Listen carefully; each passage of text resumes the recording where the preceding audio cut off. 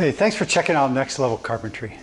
I started this video to show you how to make and use a simple sled for a thickness planer for making custom moldings. But as usual, I got carried away and went deep into the weeds, showing a bunch of steps I used to make this custom mirror frame for a client.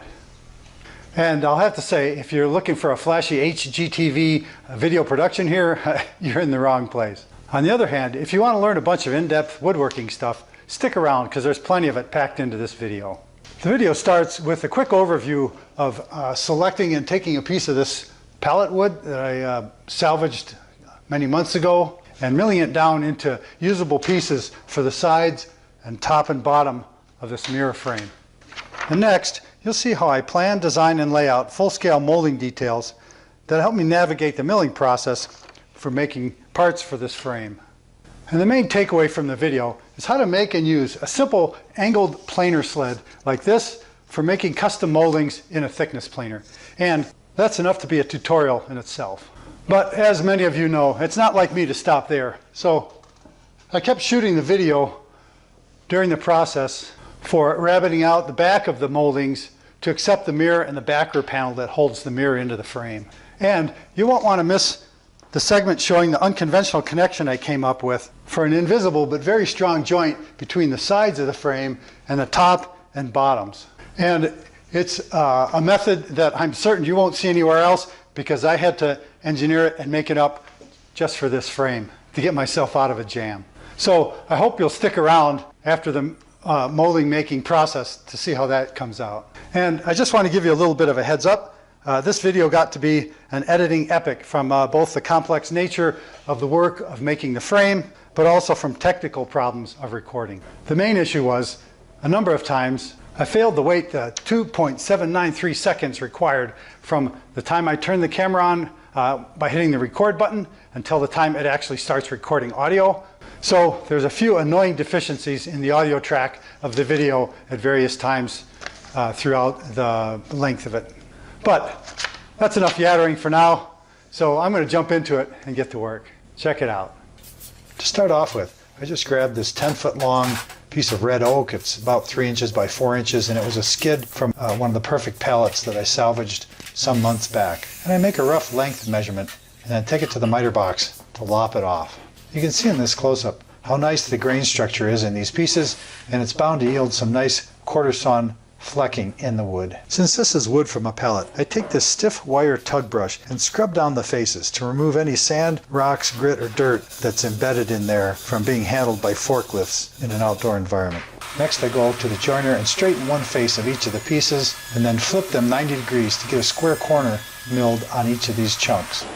I always love to see the transformation from a ratty old piece of rough sawn wood to this beautiful, smooth quarter sawn face that shows up after just a pass or two over the joiner.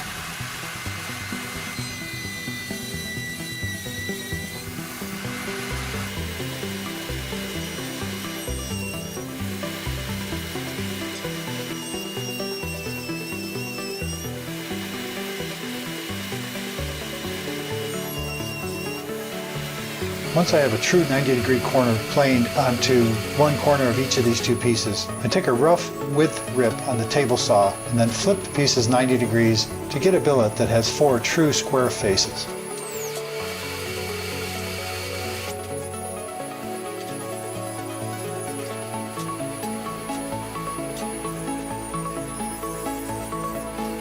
Once I have 4 square faces on the billets, I rip the billets in half to get roughly 2x4 chunks. And I'm doing this in 2 passes because there's a lot of tension in this pallet wood, and I don't want kickback.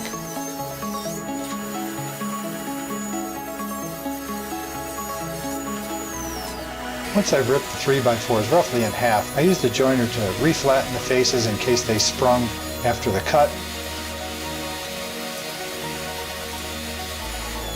Off camera, I use the thickness planer to true up the faces so that I have nice, straight, flat, true pieces to work with for the mirror frame. Once I'm done with this initial milling process, I know what I have to work with for making the frame. So after that session of basically routine mill work, I've whittled that 3x4, 10 feet long, down into 4 usable pieces of oak here. And that's a process of planing, straightening, ripping, and assessing. And I got rid of all the big knots, the nail holes, and some splits that I can't mill out. So this ends up as scrap. And I had a general idea of a frame design. I want to use a very subtle beveled faceted edge or face on the frame. Initially I was going to make it 1 3/4 inches or so wide, a symmetrical frame. But as the wood turned out, I couldn't get 2 pieces that were long enough and clean enough in anything wider than this. So I decided to make a non-symmetrical frame. That's probably the wrong term, but it's not going to be the same all the way around. It'll have a top and a bottom piece and 2 sides in between, which is what I'll lay out for these pieces.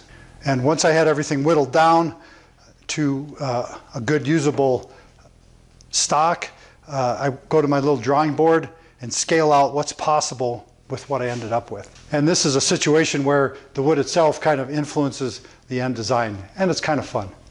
I've already gone through the design process for the horizontal top pieces, the vertical sides, and I'll go through it again here so you can kind of see what the process is. This is kind of a difficult shot to set up for the camera, but I'll see how it works. The bigger pieces for the top and bottom are 2.5 inches by 1 3/16 inches. And the side pieces are 1.5 inches, put that over here, by 13/16. And that's the maximum yield that I could get out of those pieces. There's nothing magic about them at this stage, but that's what I'm working with. I have a faceted design in mind, and I basically want to divide up the face of the wide top and bottom pieces and the narrow edge pieces in 3s.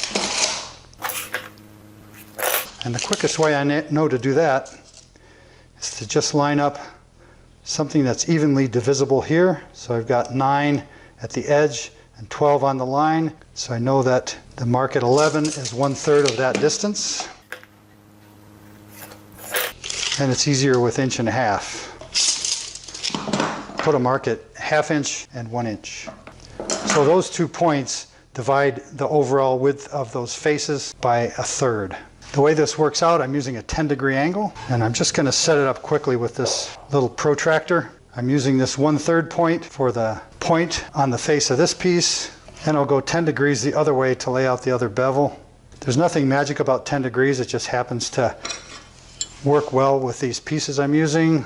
And I'll set it up this way to draw the angles on the side pieces. Again, this 10-degree angle is just subtle enough for the application. So these will be the finished surfaces of the face of those 2 moldings. I'll be using 1/4 inch mirror in this with a 1/4 inch backer to hold the mirror in.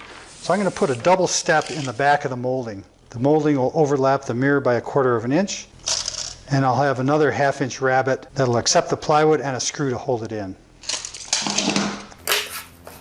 The backer will be 1/4 inch thick, as will be the mirror.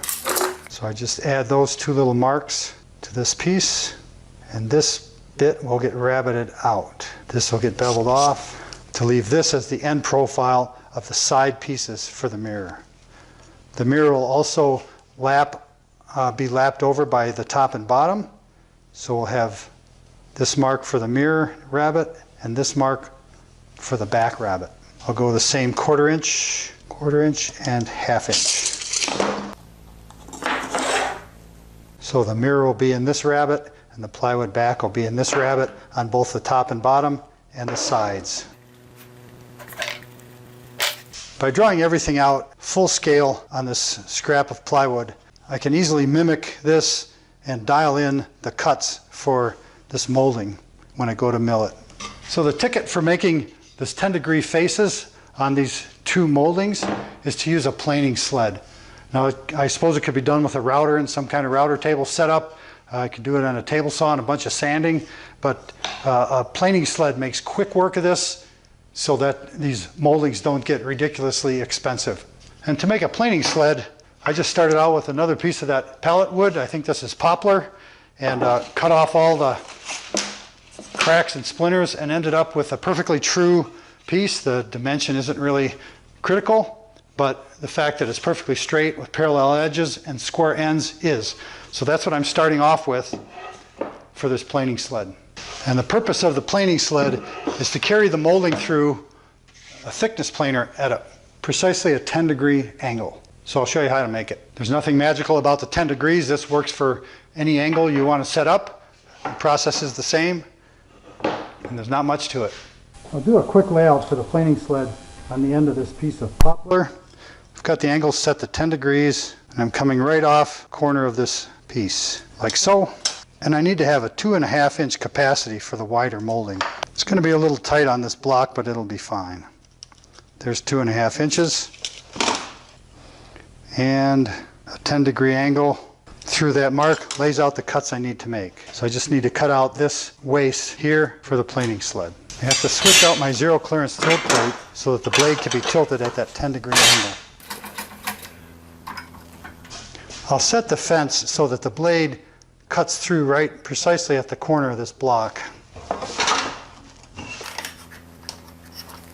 And with the difficulty of the camera angle and stuff, I'm going to set the depth in 2 passes. By making a first pass that I know is way short of the mark, and then sneaking up on the depth I want to end up with. I move the fence over slightly and make another pass so that the resulting corner is razor sharp, although that's not all that essential.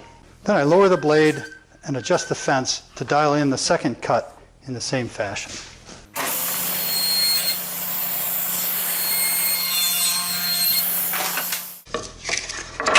By removing that little wedge of wood, I now have a 10-degree planer sled to use for this molding and any others if I want to keep it around. If you look close, you notice that I made the second cut just slightly deep, maybe a 1/16 of an inch, and that little relief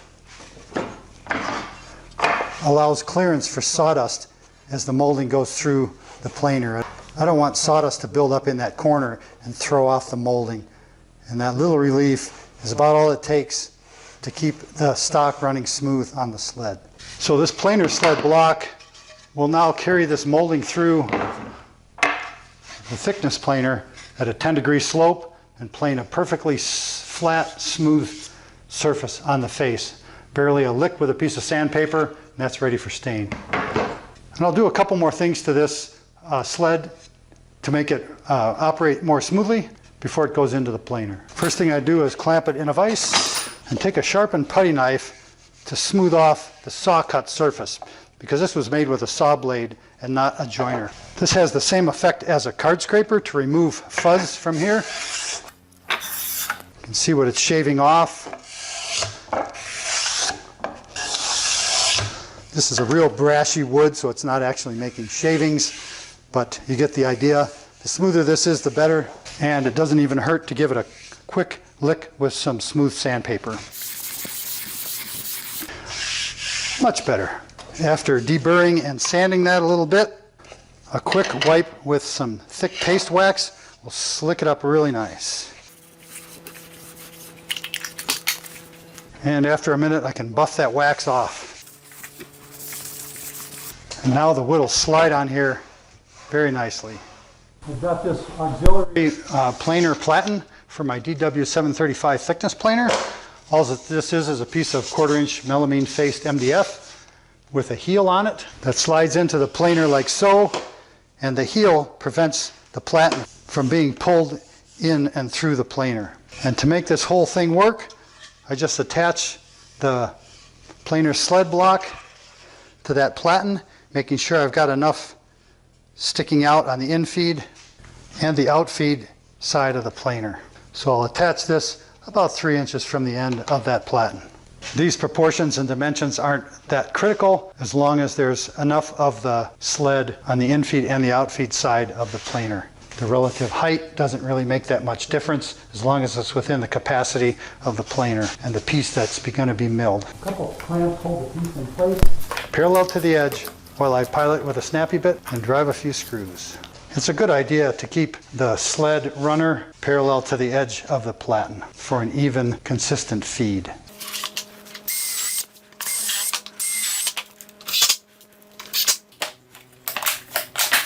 Next, I just slide the platen with the sled on it into place and throw a clamp underneath to keep it holding true.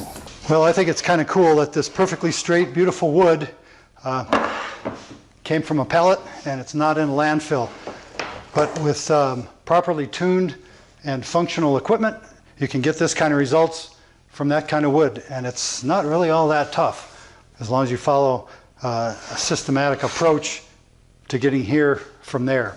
Anyways, these pieces are perfectly sized, 2.5 by 1 3/16, 13/16 by 1.5 inch, and I marked on the ends where I want the profile to be to take best advantage of the grain in the wood. And there's still a few small defects in the wood that will get hidden on the back and the inside of the frame and never show.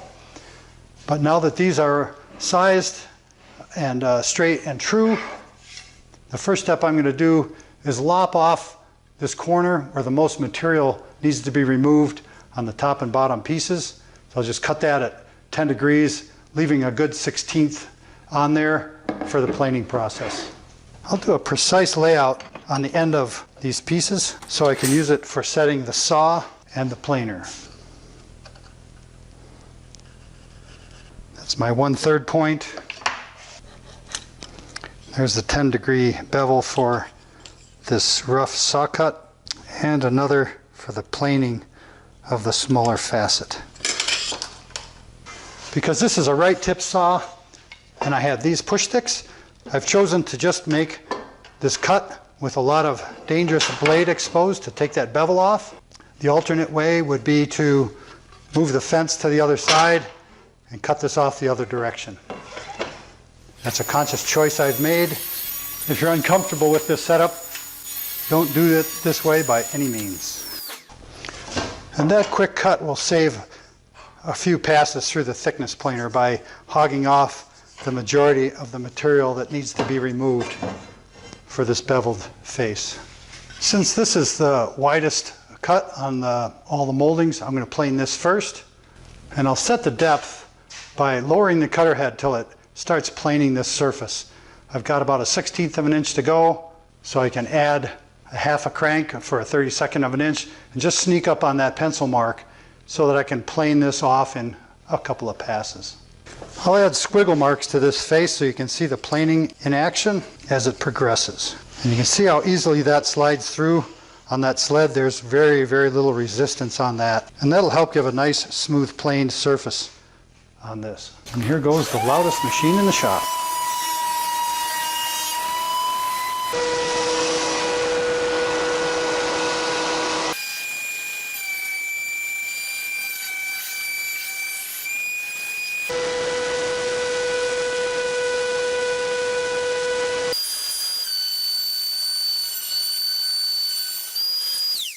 And now you can see with that glancing light the perfectly smooth planed sheen finish that I have on these two wide facets of this molding.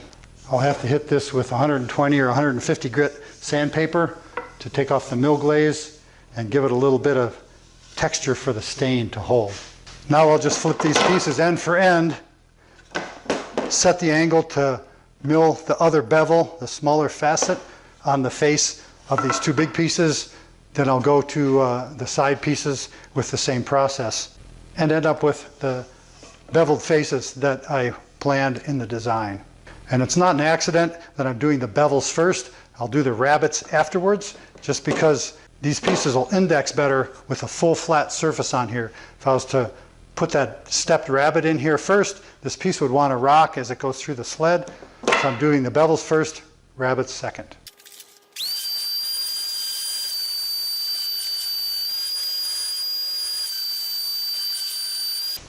That pass worked quite nicely, so the finished molding is exactly the shape that I planned.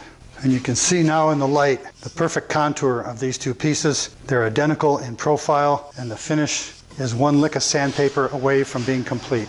I put the same fine pencil layout on the end of these two pieces so that I can proceed through the process of beveling the faces, and then it'll be time to take care of the rabbets.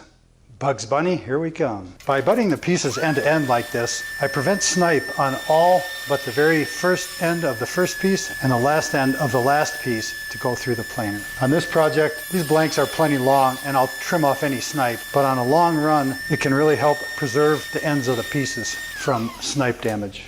So you can see with that set of steps, I can make 2 moldings with the same proportions, but different sizes with the same fixture, just different height settings on the planer. It gives you a good idea of the versatility of using an angled planer sled in a thickness planer for making custom moldings. There's any number of variations on a theme for this sort of thing, so get creative and have fun. I changed my mind on these rabbets, and instead of going 1/4 by 1/4, I'm going to go 3/8 by 1/4, and then this one will be another 3/8 and another 1/4. And I'll make the cuts in from the edge of the molding first here, one, and then come back and make the second cut on both of these after. And I'm unintentionally giving you a tutorial in sequence. And a lot of times when making a molding, sequence is the difference between success and failure. As I said earlier, if I would have cut these rabbets first, it would have been less stable doing the bevels. And there's often cases like that while making moldings, if a router bit's involved, that you need to do a router operation before a rabbeting operation because the guide bearing for the router will fall into the rabbet. That might not make sense to everybody, but the takeaway is that sequence is often the key for making moldings successfully. Here I'm setting the blade for a cut that's 3/8 of an inch deep and 1/2 an inch wide, I guess I would call it. And I'll run that in the edge of all the pieces.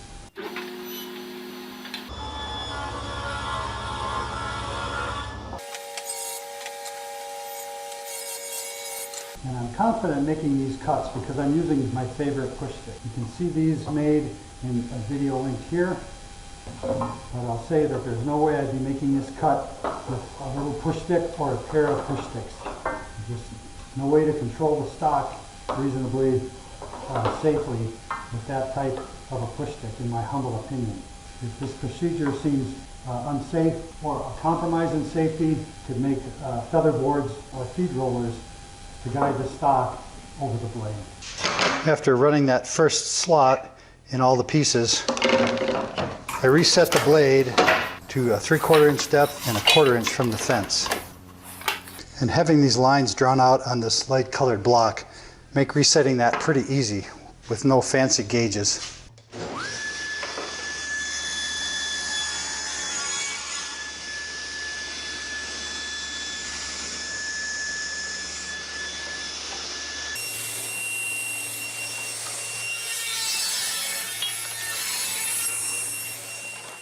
The next cut is going to be to finish up the shallow wide rabbet. So I'll lower the blade to a 1/4 inch and move the fence to 3/4 of an inch.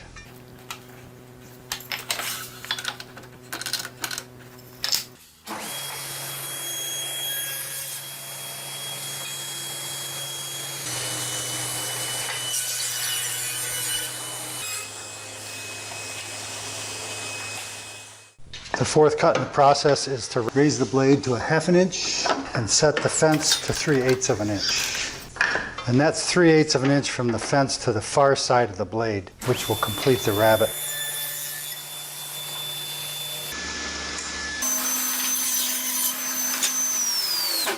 And you can see that these rabbets are nice and clean and straight. They're not a finished surface, so if there's any saw marks in there, it won't matter. They'll be hidden. These rabbets could be made with a router, but there'd be a lot more chipping, splintering, dust, and work to get it done that way.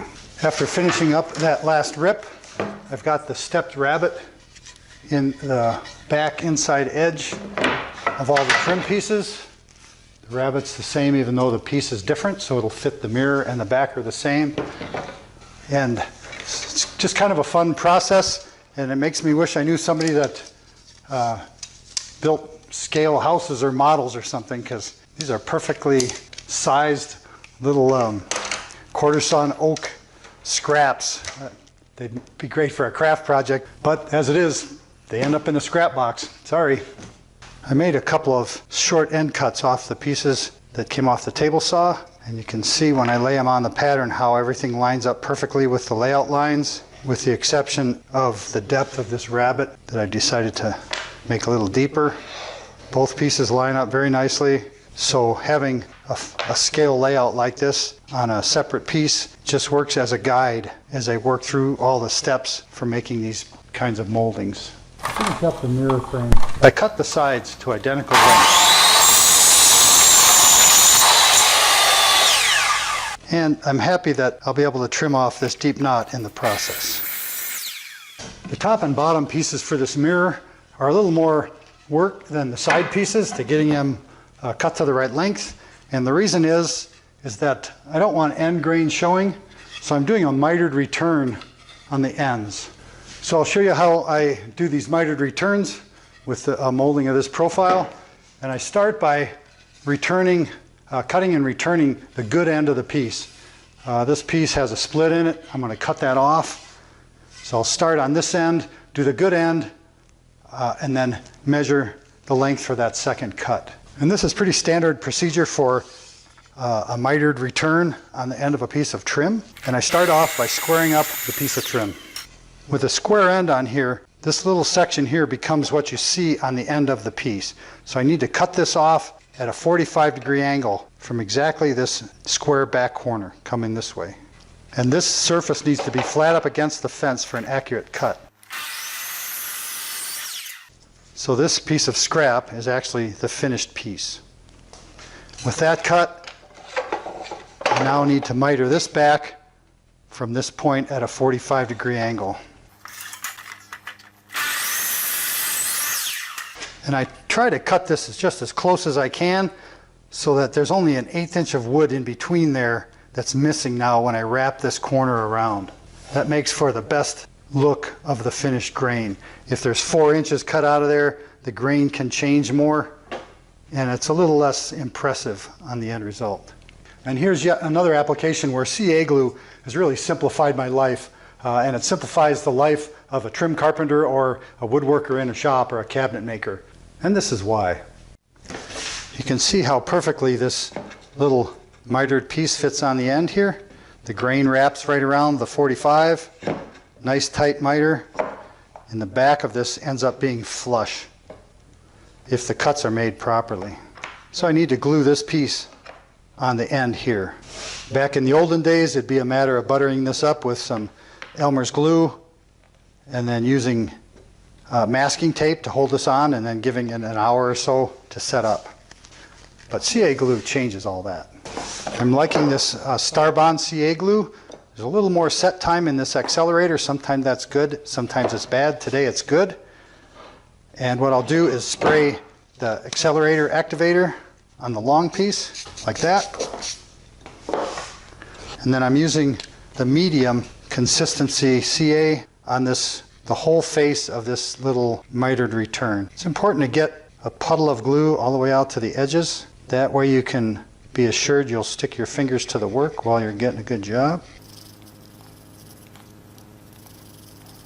With this oak, there's a lot of wicking of this medium viscosity glue into the grain, so I just want to make sure I've got a consistent puddle of CA glue on that piece. I hope you can see that.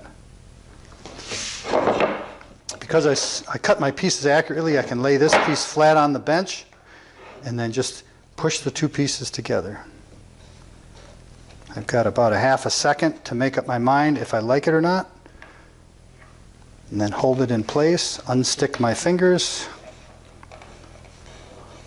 And what I don't want to happen is to take off the pressure 2 seconds too soon, because if this piece falls off, as soon as it separates, then the glue sets up and I'll never get that tight of a fit again. So it's kind of a one-time shot.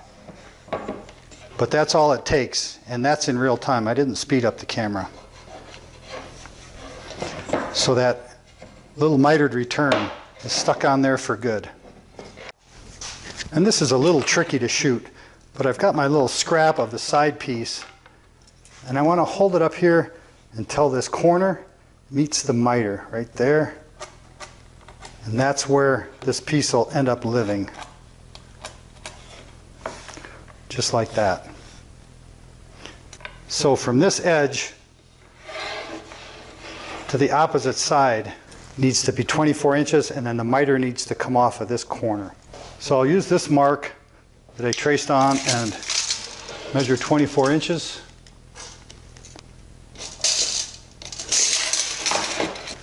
And that's to the inside of the molding. The molding will fit like this. So the miter comes right through here, and I can lay it out with this Starrett tri-square.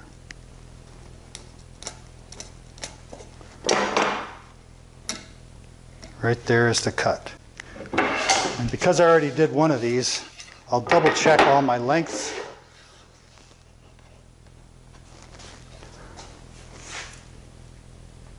And I'm happy with what I've got. Well, I failed to turn the camera on when I made the cut to release this scrap off the end of the piece. But basically, on this end of the piece, I'm doing it in the opposite order. I'm cutting the piece first, and I'll cut the return second. So it's always nice to have this extra length of material to work with for cutting that small return safely. If you don't have the luxury of extra length to cut that piece safely, check out the video in this link. I did it a while back, and it shows the method I use for cutting tiny parts safely, and it's exactly what I would be doing right now if I didn't have this extra length for cutting this small return piece. As it is, I flip this piece over and reverse the miter right off that long point right there. And then I square up the cut to release the end. Just like that. Second verse, same as the first. Test fit the end piece. Looks marvelous. Accelerator on this piece.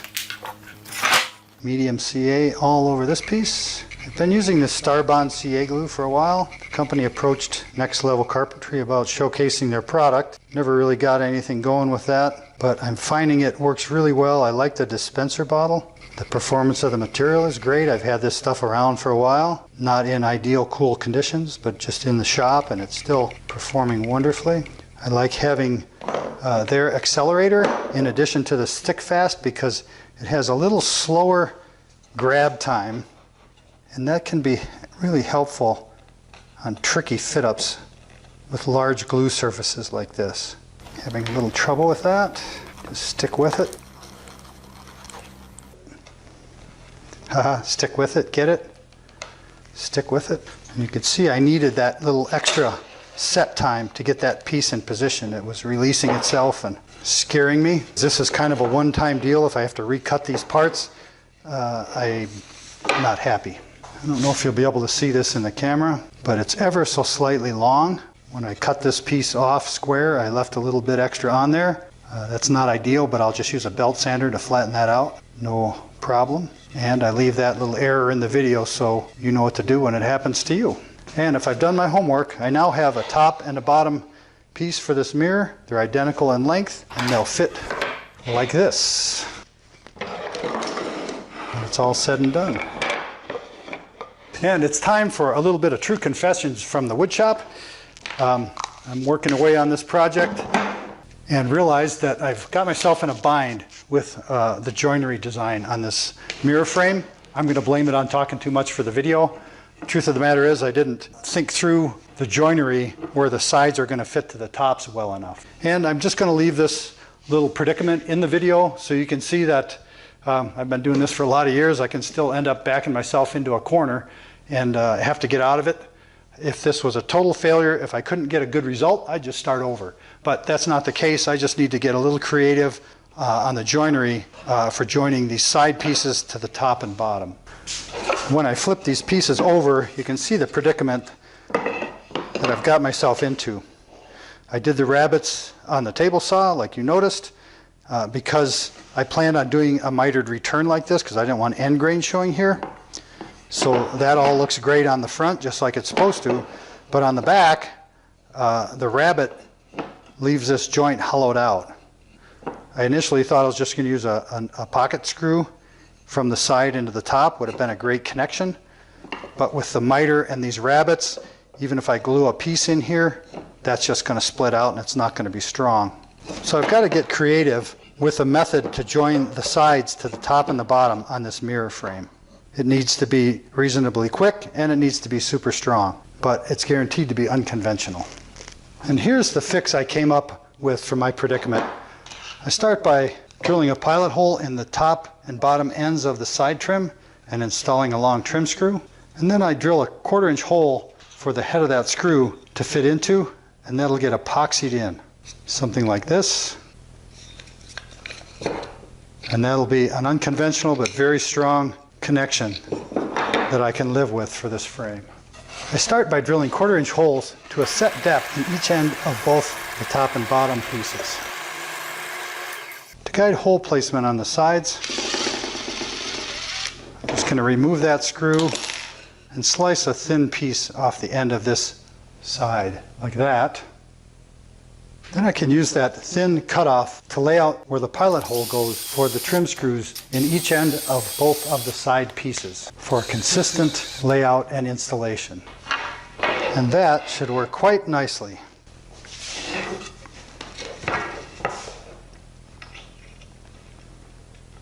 With the holes drilled and screws in for the corner joinery, I'll take a few minutes to sand all these pieces before I get out the epoxy, put this together, and clamp it.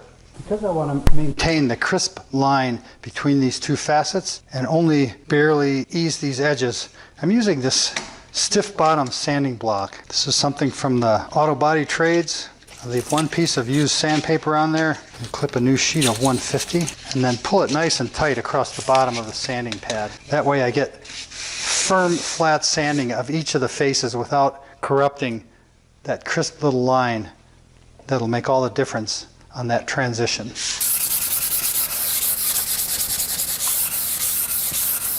Because I milled these faces on a thickness planer, all it takes is a few wipes with this little sanding block and a sharp piece of sandpaper to make these faces ready for stain and lacquer. And one pass on that transition point is all it gets. My weapon of choice for this project is going to be PC7 epoxy. It's as strong as JB Weld. It's a little less runny. I can form it, which will be good for most of this connection, but the tricky part will be getting it worked down into the holes for the screw heads.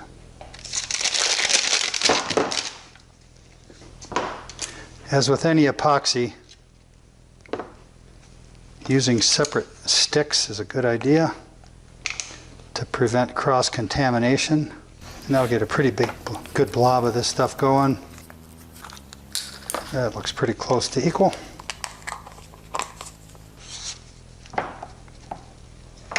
PC7 has a pretty slow cure time, so I'm able to pack it down into those holes that was drilled on the drill press, and then by pushing a screw down in there, I get the idea that that hole is nice and full. It's really going to hold that screw head when they put it in there. Kind of like packing an old wheel bearing, right guys? So I'll do each of the 4 holes in that same fashion. The epoxy's disappearing and the only place for it to go is down that hole, so I know it's getting full. With all 4 of the holes packed full, I put a coating of epoxy on the screw so that it's all primed. You can see the thick consistency of this PC7 is working for me in this case. And I'll butter up the end of this piece too. Cleanup's going to be a little tricky, but it's important that there's a strong connection here.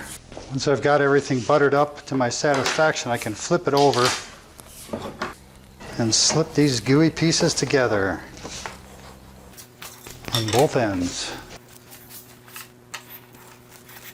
As messy as this is exactly what I'm looking for. So I can put the clamps to it, and my goal is to line up the corner of the side piece with the miter on the top and bottom. And this is definitely a dicey glue up. A lot of things to pay attention to, and a rubber mallet helps me line things up so that the back of this frame is flat. I'll double check my measurements in between. 24 inches is spot on. This is flat to the table on the back, so I know everything's lined up there. Looking good all around. A preliminary check for square. Tells me I've got some adjusting to do. But it doesn't take much of a tweak to pull it into shape. So I'll use one of my favorite tricks. and use a piece of masking tape as a sway brace. You can see one piece of tape easily overcorrects for that. So I'll throw in this other direction to help pull it back. And I'll check it once more before I leave this dry for the night. But right now I better do some glue cleanup. And a sharp putty knife with crisp square corners makes quick work of the cleanup process.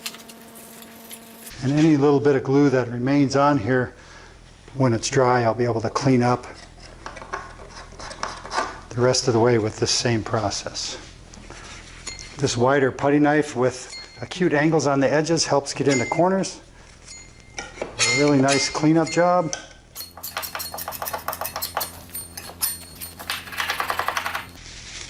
PC7 epoxy also comes in white, which might have been a better choice for this.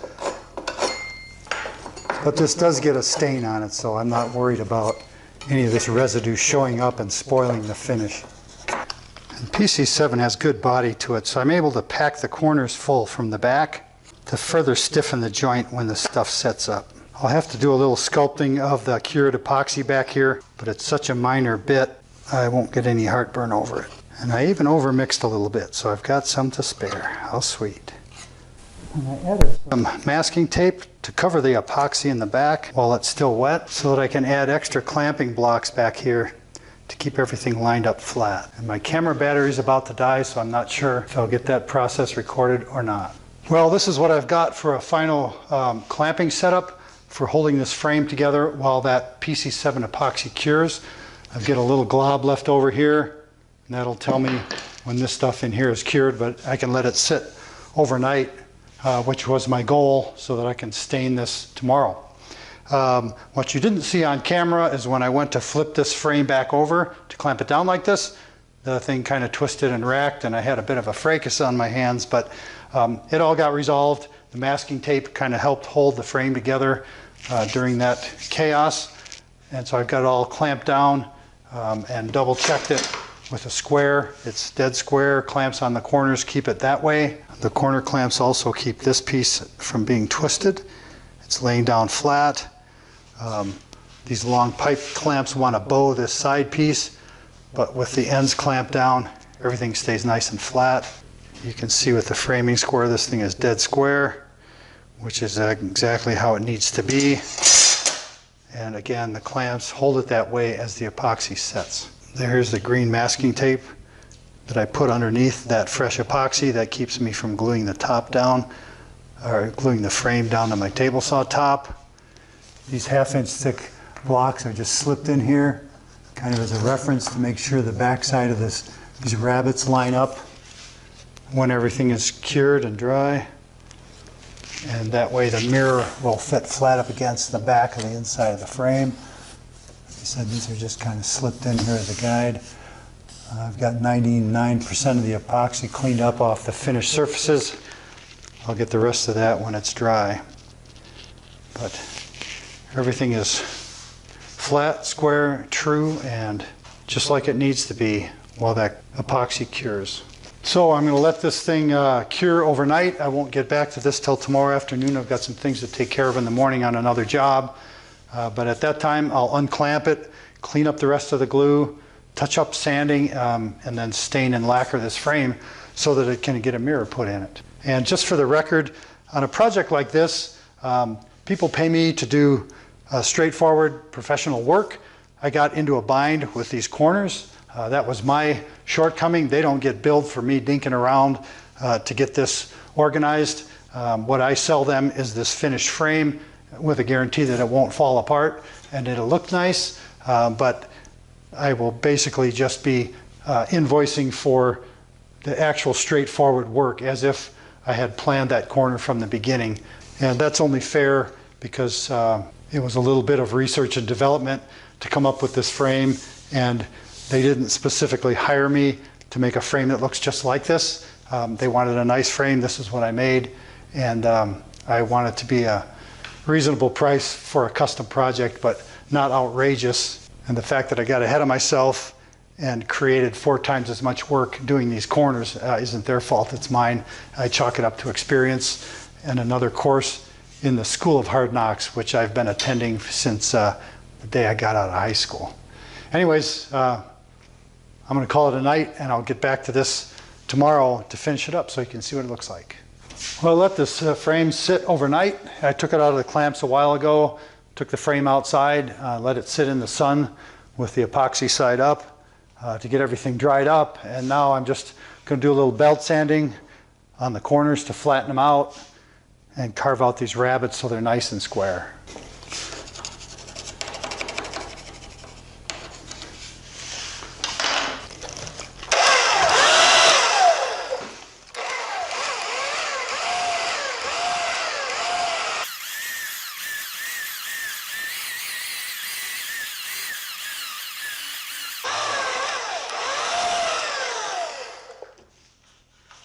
A multi-tool, a sharp chisel, or a putty knife make quick work of cleaning excess epoxy out of this corner joint.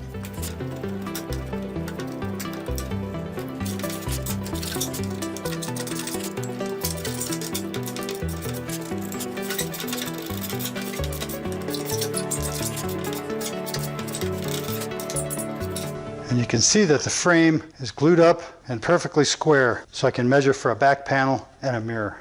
And this PC7 epoxy is some really tough stuff. It's not brittle at all. It's way stronger than wood, and it'll hold this frame together like crazy now that it's cured. And I think this cure is probably only about 90% because there's a little flex in here, but it's only been 18 hours, so it's still a little bit flexible, but it's stuck tenaciously to the wood. After belt sanding the back of the frame to flatten out the epoxy and cleaning up the excess epoxy in the rabbets, I made 1/4-inch melamine panels to screw into place in that back rabbet because a full back in the mirror isn't necessary. After careful consideration, engineering requirements, and deliberation, along with careful measurements, I just eyeballed some holes for number 6 by 5/8-inch screws that hold these back panels in. Like I mentioned when the epoxy was wet, I might need to do just the slightest amount of cleanup where the sides butt into the top and the bottom, but a sharp putty knife makes quick work of that. And now this frame is ready to remove the bracing tape and get some stain. The stain and lacquer process that I use is an entire long video in and of itself, so I didn't do it here. But you can see in this close-up panning shot the detail of how the stained frame looks, and there's no sign of epoxy in those sturdy corners. And in this shot, you can see how the mitered return ends look when they're all sanded, stained, and lacquered. You can see in this view of the back of the frame how clean that epoxied corner joint looks when it's all done. The epoxy is solid as a rock, and the corner is very strong. To install the mirror in the frame, all I have to do is drop it into place, and it fits perfectly in the square frame with these nice clean rabbets. I used a sheet of red rosin paper for a backer on the mirror, and then I slide the backer panels into place and fasten them with those screws. The setup is the same at both the bottom and the top of the mirror. These backer panels add additional stability to the frame and hold the mirror in place. After installing the center panel, everything is secure and tied together, and I can flip the mirror frame over for delivery. Well, there you have it, another extended play video from Next Level Carpentry.